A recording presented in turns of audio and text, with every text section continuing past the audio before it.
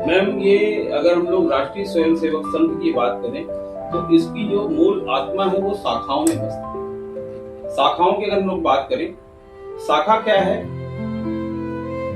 हर एक शहर में जो छोटे छोटे इलाके होते हैं उनको बस्तियों में बांटा जाता है, और हर बस्ती में, किसी बस्ती में एक, किसी बस्ती में दो, कितनी बड़ी बस्ती है उसके अकॉर्डिंग यहाँ पर बांटा जाता है, शाखाएं लगती हैं। इनका समय सुबह का भी हो सकता है, शाम का भी हो सकता है। और हम लोग आयु वर्ग की बात करें तो आयु वर्ग के हिसाब से, जैसे बच्चे हैं तो विद्यार्थी शाखा लगती है, और युवा हैं तो उनके लिए भी शाखा लगती है, और अगर जैसे वृद्ध लोग हैं उनके लिए भी शाखा लगती है, अलग अलग चीजों को ध्यान में रखते हुए। और उस शाखा में सभी लोग एकत्रित होते हैं। एकत्रित होकर के वहाँ योग, व्यायाम और सामाजिक चर्चाएं, इस तरह की सब बातें करते हैं, और अपना शरीर भी स्वस्थ बनाते हैं। साथ ही साथ मानसिक स्तर पर तैयार होते हैं कि जब भी कभी देश को जरूरत पड़े, देश के लोगों की, तो वो वहां पर खड़े हो सकें और मानसिक शारीरिक दोनों तरफ से अपने देश का एक तरह से प्रतिनिधित्व कर सकें और देश को आगे बढ़ाने में योगदान कर सकें।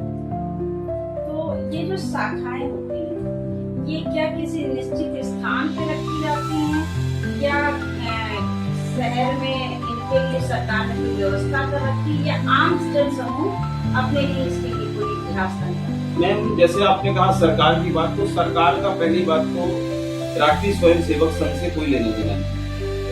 ये अपने आप में एक स्वतंत्र समूह है।